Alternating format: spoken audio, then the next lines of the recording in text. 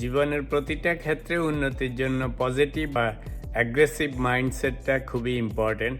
সেটা পড়াশোনায় হোক, ক্যারিয়ারে হোক, স্পোর্টসে হোক, সব জায়গায় আপনার পজিটিভ মাইন্ডসেটের প্রয়োজন। কিছুদিন আগে আমরা দেখেছি যে ইন্ডিয়া এবং সাউথ আফ্রিকার যে T20 ফাইনাল খেলা হয়েছিল, তো সেটাতে ইন্ডিয়া যতটা না জিতেছে, আসলে সাউথ আফ্রিকা গেমটা হেরেছে। আপনাদের সবাই মনে আছে লাস্ট 5 ওভারে মাত্র 30 রান দরকার ছিল, অর্থাৎ 30 বলে 30 রান, 6 উইকেট হাতে ছিল এবং ওদের দুইজন ভালো ভালো ব্যাটসম্যান তখনও ব্যাট করতেছিল। তো এটাও আমাদের সবাই মনে আছে, সেই সময় অলমোস্ট সবাই ধরে নিয়েছিল যে সাউথ আফ্রিকা জিততেছে। ইন্ডিয়ান ফ্যান্সরা, কমেন্টেটররা সবার গলা শুকিয়ে গেছিল, আমাদের সেটাও মনে আছে। তো সেই জন্য বলছি, সেখান থেকে যে কোনো দল যদি স্ট্রং মাইন্ডেড হতো, পজিটিভ মাইন্ডসেট থাকতো, অ্যাগ্রেসিভ মাইন্ডসেট থাকতো, উইনিং মেন্টালিটি থাকতো, তাহলে সাউথ আফ্রিকা ইজিলি জিততো। আপনারা যারা খেলা দেখেন বা পছন্দ করেন বা ফলো করেন, 30 বলে 30 রান T20-তে 6 উইকেট হাতে রেখে it's a piece of cake. যে কেউ জিতে যেতে পারতো, কিন্তু সাউথ আফ্রিকা জিততে পারে নাই। এটা বুমরারও ক্রেডিট না, যে হার্দিক পান্ডিয়ারও ক্রেডিট না, এটা হচ্ছে ওরা হেরেছে। এর কারণ হচ্ছে যে ওই যে আপনার মনে আছে বাংলাদেশ যখন আফগানিস্তানের সাথে খেলতেছিল, 12.1 ওভারে জেতার কথা, they gave up, they quit long before they actually lost the game. তো সাউথ আফ্রিকাকে ওই যে চোকার্স বলে, এর কারণ হচ্ছে যে ওদের যখন ক্রাঞ্চ মোমেন্ট আসে তখন হাত পা কাঁপতে থাকে, মেন্টালি উইক হয়ে যায়, পজিটিভ মাইন্ডসেট থাকে না, সব নেগেটিভ মাইন্ডসেট। সেই কারণে ওরা জিততে পারে না, অর্থাৎ শেষ মুহূর্তে যখন দরকার, আপনার আয়রন মাইন্ড হওয়া দরকার, তখন আর পারে না। তো এই জন্যই বলছি যে শুধু পজিটিভ মাইন্ড না, অ্যাগ্রেসিভ মাইন্ড হইতে হয়। তো লাইফে উন্নতি করতে হলে আপনি যখন ইয়াং বেলায়, ছোটোবেলায় ধরেন হয়তো অতটা ম্যাচুরিটি আসে না, বুঝতে পারে না মানুষ, সেই সময় কিছু মানুষ গিফটেড হয়, ভালো পড়াশোনা করে, অটোমেটিক্যালি করে, ভালো করে, সেটা হচ্ছে অন্য কথা। কিন্তু আপনি যখন অ্যাডাল্ট হয়ে যান, যখন থেকে ম্যাচুরিটি আসে, বুঝতে শিখেন, যখন থেকে you can take your own decision, তখন থেকে যদি আপনি পজিটিভ মাইন্ডসেট না থাকে, অ্যাগ্রেসিভ মাইন্ডসেট না থাকে, যে কোনো জিনিস করার জন্য আপনি অ্যাগ্রেসিভ না হন, মোটিভেটেড না থাকেন, তাহলে লাইফে কিছু হবে না। তাহলে ওই যে সাউথ আফ্রিকার 30 বলে 30 রানও হেরে যায় 6 উইকেট হাতে থাকলেও। এর কারণ হচ্ছে আপনি যে কোনো জিনিস করতে গেলেই ভয় পাচ্ছেন, যে কোনো রিস্ক নিতে চাচ্ছেন না। লাইফের রিস্ক নেওয়া ছাড়া কোনো কাজ হবে না। লাইফে সিরিয়াস হওয়া ছাড়া কোনো কিছু অ্যাচিভ করতে পারবেন না। যেগুলি অ্যাচিভ করতে পারবেন রিস্ক নেওয়া ছাড়া, সেগুলি হবে শুয়ে বসে পড়ার মতো। সেটা সবাই পারে, রাইট?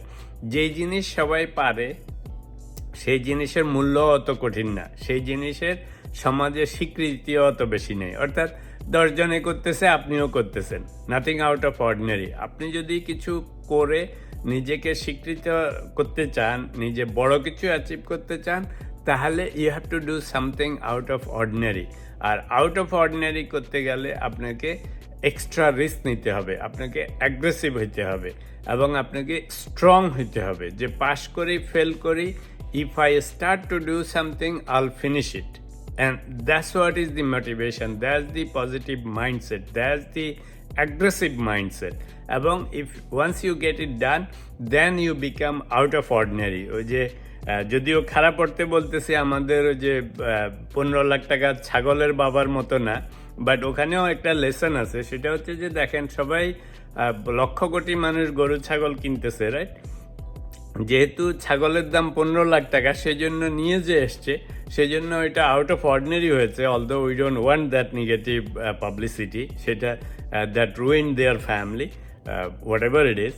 তো প্রশ্ন হচ্ছে যে আপনি যদি কিছু করতে চান, বড় হতে চান, সমাজে প্রতিষ্ঠা পেতে চান, নিজে ওয়েলদি হতে চান, নিজে চ্যাম্পিয়ন হতে চান, তাহলে you have to be positive minded, aggressive minded. বেশিরভাগ মানুষ বড় বড় জিনিস শুরু করে, কিন্তু যখন চিন্তা করে যে হ্যাঁ আমি এত বড় কাজ করে ফেলবো, নিজের ফিয়ারকে নিজে জয় করতে পারে না, রাইট? তো সেই জন্য তখন ওরা আসলে সাকসেসফুলও হতে পারে না। তো যে শিক্ষা আমরা সাউথ আফ্রিকান এবং ইন্ডিয়ানদের টিম ম্যাচ থেকে দেখলাম, ইন্ডিয়ানরা যখন অলমোস্ট হেরে যাচ্ছিল, still they did not give up, give up করে নাই কেন? এগুলি আইপিএল এটা সেটা খেলে খেলে স্ট্রং মাইন্ডেড হয়ে গেছে। So still they kept hoping. যদি আপনি কিছু পেতে চান, করতে চান, তাহলে আপনাকে সেটা পজিটিভ মাইন্ডে নিতে হবে এবং ধরেই নিতে হবে যে if I start it I'll get it done. There is no other thinking, there is no alternative, there is no other option.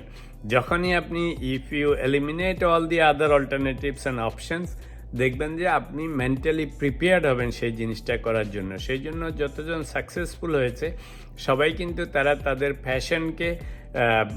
প্যাশনকে preference দিয়ে সেটার উপর কাজ করে গিয়েছে continuously. They did not even think of failing and that's how people become successful. একটা জিনিস আমি সবসময় বলে আসি যে এই বিহেভিয়ারগুলি কিন্তু অটোমেটিক হয় না। 99% ক্ষেত্রে আপনার মাইন্ডকে ট্রেন করতে হয়, আপনার মেন্টালিটিকে ট্রেন করতে হয় পজিটিভ হওয়ার জন্য, অ্যাগ্রেসিভ হওয়ার জন্য, রিস্ক টেকিংয়ের জন্য।